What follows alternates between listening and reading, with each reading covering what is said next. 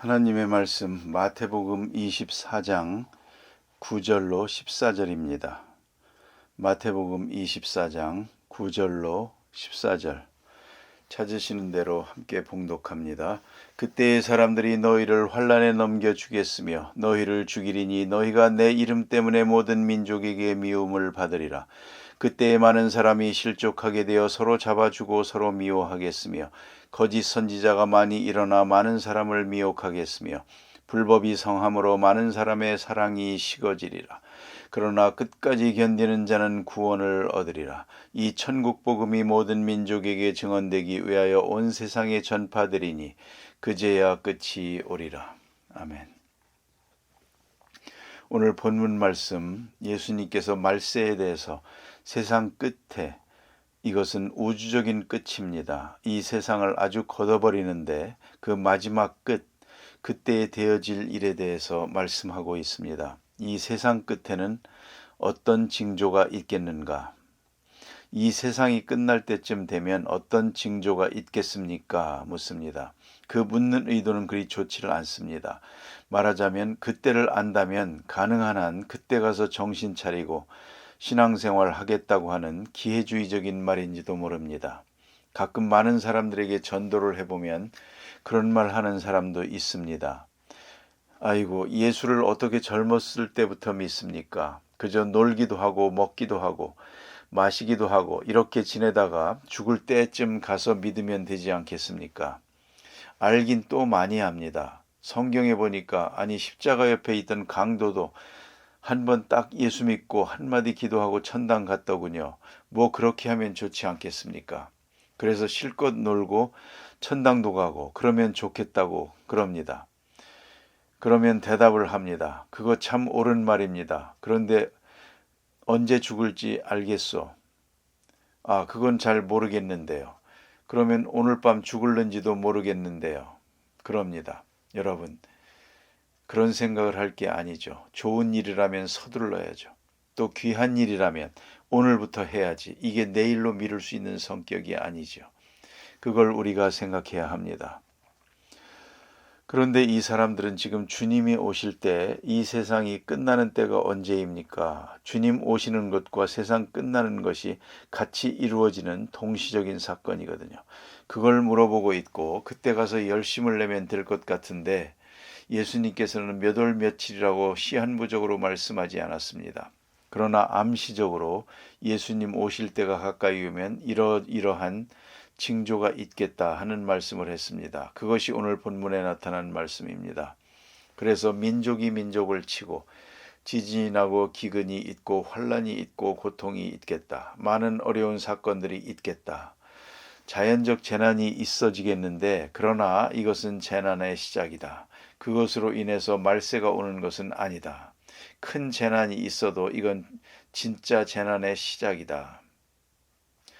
큰 재난은 두 번째 오는 재난입니다. 자연적 재난이 원천적인 것이고요. 다음번 재난은 인간 심성에 오는 재난입니다. 사람의 마음속에 있어지는 재난, 그 마음이 전부 병들게 됩니다. 그래서 마음의 질서가 헝클어집니다. 그래서 오늘 본문에 보니까 예수 믿는 사람들도 예수 믿는다는 이유로 인해서 미움을 받겠다 그럽니다.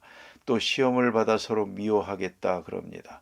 이게 문제예요. 미움 받는 것까지는 좋은데 우리가 거기에 그만 넘어져서 이기지를 못하고 미움을 받으면서도 우리는 사랑해야 되는데 또 미움을 받으면서도 낙심하지 말아야 되는데 자기 감성이나 신앙적 의지에는 변동이 없어야 되거든요. 그렇지 않습니까? 아무리 미움을 받아도 나는 그대로, 아무리 어려움을 당해도 내 마음은 평안해야 되겠는데 그 인간 심성의 변화가 오겠다는 거죠. 거기에 환란이 옵니다. 거기에 무서운 타락이 옵니다. 그래서 서로 미워하겠다 이랬습니다. 사람의 인간성 속에 환란과 고통과 어려움이 있는 것입니다. 여러분, 물질적으로 가난해지는 건 문제가 안 됩니다. 마음이 가난해지는 데 문제가 있습니다. 마음이 비굴해집니다. 좋은 옷을 입던 사람이 좋지 못한 옷을 입을 수가 있고 잘 먹던 사람이 좀 허란 음식을 먹을 수도 있겠죠. 그러나 마음이 울적해져서는 안 되는 거거든요. 그 마음이 삐뚤어져서는 안 되는 거거든요. 그래서 물질적으로 가난한 것이 가난이 아닙니다. 비굴해지는 것이 가난한 거죠. 그런 마음에는 변화가 없어야죠. 또 내가 미움을 받는다고 합시다. 아무리 미움을 받아도 나는 미워하지 않습니다. 그러면 되는 것인데 그게 안 되면 안 되죠. 그런 재미있는 얘기가 있습니다. 어떤 사람이 도가 높고 교양이 높은 분에게 찾아가서 욕을 했습니다. 있는 대로 욕을 퍼부었습니다. 입이 차마 못 담을 욕을 해가면서 갖은 비난, 있는 말 없는 말 다 욕을 많이 했습니다. 그러나 그 욕을 듣는 사람은 빙그레 웃고 있거든요. 그러니까 더 화가 나서 더 열심히 욕을 했습니다. 한참 하다가 이제 숨이 차서 잠깐 숨을 돌리고 있노라니까 욕을 먹던 사람이 하는 말이 이제 다 하셨습니까? 다 했습니다. 그럼 이제 내가 분명히 말하겠는데 나는 받질 않았습니다. 그럽니다. 아니 그게 무슨 뜻입니까? 내가 설명할 테니 들어보시오. 내가 어떤 손님을 대접했다고 합시다. 음식을 차려 놓았는데도 불구하고 그 사람이 먹질 않았어. 당신 마음에 안 들어서 나는 먹지 않고 갑니다. 하고 가버렸어. 그러면 그 음식 어떡하죠? 할 수 없죠 뭐. 그야 내가 먹어야죠.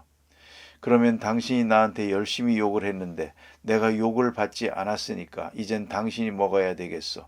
자, 당신 몫이요.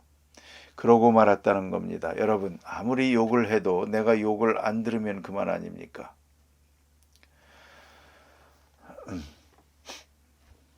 그런 교훈이 있습니다. 어떤 문제라도 문제를 문제시하지 아니하면 문제가 되지 않는다. 어떤 문제라도 문제를 문제시하지 아니하면 문제가 되지 않는다. 아무리 남이 나를 욕해도 내가 욕을 당하지 않으면 욕이 아닙니다.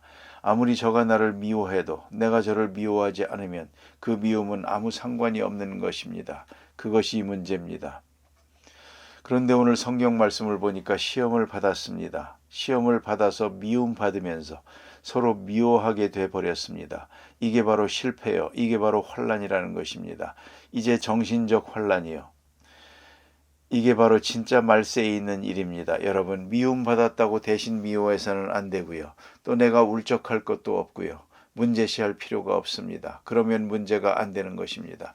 아무리 욕을 해도 내가 마음에 담아두질 않습니다. 그러면 그만입니다. 그걸 뭘 그렇게 오랫동안 생각할 필요가 있겠습니까? 말 같지 않은 말이면 듣지 않으면 되는 것이죠. 여기에 문제가 있습니다. 미움에 빠져서 서로 미워하고 서로 잡아주고 서로 미워하겠다. 이게 정신적으로 오는 말세의 징조입니다. 그뿐입니까? 불법이 성함으로 사랑이 식어지리라. 불법 때문에 사랑이 식어집니다. 참 유감스러운 얘기입니다. 불법이 있으면 사랑은 더 뜨거워져야죠. 사랑이 식어져서 되겠습니까?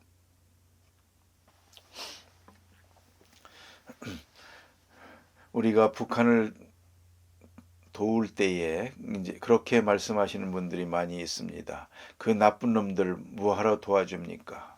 그럽니다. 여기서 한 가지 생각을 해봅니다. 그러면 어떤 사람을 도와줘야 됩니까? 선한 사람을 도와줘야 됩니까? 인사할 줄 아는 사람 도와줄 거냐고요. 고맙다는 말 들어가면서 도와줘야 되겠느냐고요. 여러분의 선행은 사실은 미움받으면서 사랑해야 그게 사랑입니다. 욕을 먹으면서 도와줘야 그게 진짜 선한 일입니다. 고맙다고 굽신굽신하면서 감사패, 기념패 주는 사람을 뭘 도와준다는 것입니까? 그건 아닙니다. 사랑받는 사람을 뭘 도와줍니까? 오히려 미움받으면서, 미움당하면서, 거절당하면서, 욕을 당하면서 사랑하는 거죠. 이것이 아가페가 아닙니까? 그런데 여기 보니까 사랑이 식어지리라. 불법이 성함으로 사랑이 식어지리라. 참 유감된 모습입니다. 어떤 경우에도 우리의 사랑은 식어져서는 안 됩니다. 주는 것은 거저줘야 됩니다. 주긴 주는데 뭘 바람이 있으니까 문제가 되는 것이죠. 조건이 있고 대가성을 요구하니까 문제가 있죠. 오히려 미움을 받으면서 사랑하고 욕을 당하고 비방을 당하면서 내가 그를 돕는 것입니다. 불쌍히 여기고 그 마음이 아가페입니다. 그게 그러면 시험을 당하는 것입니다. 그걸 알아야 합니다. 많은 비난을 들으면서도 내 마음은 고요해야 합니다. 이것이 진정한 사랑입니다. 이것이 신앙입니다. 이제 성경은 우리에게 이렇게 말씀합니다. 끝까지 견디는 자는 구원을 얻으리라. 무슨 말입니까? 이미 다 말씀드리지 않았습니까? 지진이 나고 환난을 당해도 무서워하지 않고 믿음으로 민족과 민족이 싸우고 전쟁이 나도 마음은 고요합니다. 또 심리적으로 올 때에는 서로 미움을 당해도 미워하지 않고 욕을 당해도 미워하지 않고 모든 사람이 서로서로 미워한다 하더라도 우리에게는 믿음이 있어서 절대 미워하지 않는다. 바로 그 마음입니다. 이것이 견디는 자입니다. 견딘다는 것은 변화가 없다는 말입니다. 변동이 이루어지지 않는다는 말입니다. 아주 창조적인 신앙에 굳게 서 있습니다. 환경 변화에 따라서 변화되지 않습니다. 내가 만나는 사람들이 어떠냐에 따라서 변화되지 않는다는 말입니다. 끝까지 견디는 사람, 그 사람은 구원을 얻을 것이다. 끝까지 믿고 끝까지 사랑하고 끝까지 소망 가운데 있으면 구원을 얻으리라. 이제 가장 중요한 말세론 중에 핵심이 되는 말씀이 있습니다. 14절입니다. 이 천국 복음이 모든 민족에게 증언되기 위하여 온 세상에 전파되리니 그제야 끝이 오리라. 너무나 귀한 말씀입니다. 환난과 핍박이 아니고요. 복음 전파가 어디서 이루어지느냐는 것입니다. 복음이 어디서 전파되느냐 하는 것입니다. 환난과 핍박 속에서 이루어집니다. 전에 미국의 월드 트레이드 센터 빌딩이 무너졌죠. 수천 명이 죽고 엄청난 재산 피해가 왔습니다. 충격적입니다. 이제는 전쟁이라는 것이 전후방이 없습니다. 미국이 미사일 방어망을 만든다고 요란을 떨었습니다. 알래스카에도 만들고 한참 했는데 어디서 터졌습니까? 뉴욕 아닙니까? 깜짝 놀랐죠. 이제는 전쟁을 총으로 하는 게 아니라 편지봉투로 한다지 않습니까? 편지봉투에다가 밀가루 같은 거 조금만 발라서 보내면 편지봉투 뜯다가 콜록하면 죽습니다. 이런 세상이니 말입니다. 어떡할 겁니까? 무슨 전쟁을 하자는 겁니까? 비행기도 소용없고 항공모함도 소용없습니다. 그런 세상이 되었습니다. 그러니까 이제 많은 것을 잃어버리는 가치관이 변하는 그런 세상이 됐는데 하나 불쑥 솟아나는 게 있습니다. 그게 바로 믿음입니다. 9.11 터지고 나서 미국 교회는 교회마다 터지게 모였습니다. 성경책을 열심히 출판을 해서 잘 팔렸습니다. 생전 안 보던 성경을 다시 보고 다시 교회를 나가게 됐습니다. 아마 하나님께서 그렇게 말씀하실지도 모릅니다. 너희들 참 고집도 많다. 이 정도 되니까 비로소 교회 나오는구나. 안 그렇습니까? 그렇게 교회 나오라고 해도 안 나오더니 꽝 하니까 이제야 교회에 기어 나오더라 이겁니다. 이거 보세요. 여러분, 환난과 질병과 고통과 전쟁 정말 이해가 안 됩니다. 왜 이런 엄청난 일이 있어야 합니까? 그러나 그 고난을 통해서 복음이 전파됩니다. 이것이 이론이 아니요 실제입니다. 실제 상황의 이야기입니다. 여러분, 한 개인을 놓고 보세요. 성공할 때와 실패할 때 어느 때 신앙이 좋습니까? 성공한 다음에는 바빠서 교회 못 나옵니다. 언젠가 오랫동안 교회에서 잘 안 보이는 집사님을 길에서 만났습니다. 요새 어떻게 교회에 안 보이는 것 같은데요? 대답이 요새 사업이 잘 되고 워낙 바빠서요. 그래요? 그래도 나오셔야죠. 하고 돌아서면서 속에 무슨 생각이 드는고 하니 이제 무너질 수밖에 없겠군. 아니나 다를까 그 말을 한 지 한 달도 안 돼서 부도납니다. 그러니까 교회 나옵니다. 여러분, 자, 어떻게 되겠습니까? 성공과 실패, 건강과 질병, 어느 때 여러분 간절하게 기도합니까? 사람이 건강할 때 새벽 기도 나오면 얼마나 좋겠습니까? 그런데 병 들어가지고 콜록거리면서 나오지 않습니까? 왜요? 다급하지 않습니까? 사람이 그만큼 간사합니다. 미련합니다. 우둔하기 짝이 없습니다. 아주 완고합니다. 그 고집을 누가 꺾습니까? 이것은 하나님이 친히 손을 보는 것입니다. 하나님이 손을 봐야 됩니다.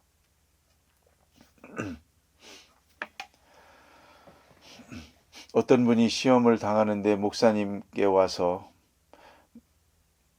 목사님한테 말합니다. 말 좀 해주세요. 기도해 주세요.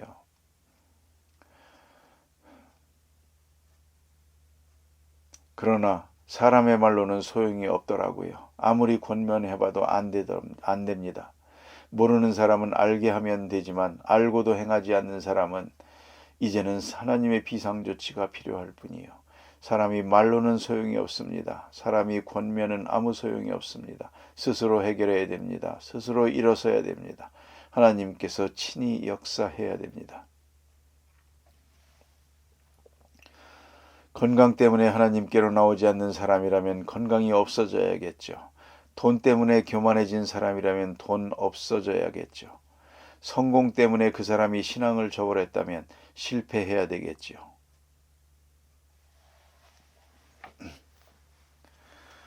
오늘 성경 말씀은 이 말씀입니다. 천국 복음이 온 민족에게 전파되리라. 이 천국 복음이 온 민족에게 전파되게 하기 위하여 이 모든 일련의 사건이 있는 것입니다. 믿거나 말거나 여러분이 납득이 가든지 안 가든지 이것은 주님의 말씀입니다. 언젠가는 확실하게 납득하게 되겠지요. 모든 환난은 선교적 의미가 있습니다.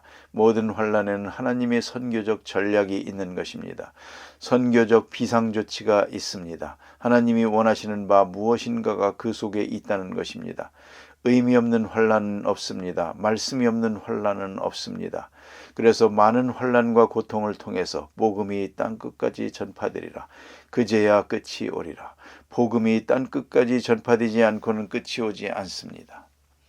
그래서 18세기에 보면 선교사들이 온 세계를 다니면서 선교를 하게 됩니다. 그 선교의 동기의 기본이 예수님의 재림입니다. 한편으로는 예수님 재림하기 전에 보다 더 많은 사람을 구원해야 되겠다 하는 것이고요. 또 한편 아주 긍정적으로는 이 험한 세상 이만큼 멈추고 빨리 주님으로 하여금 오시게 해야겠다.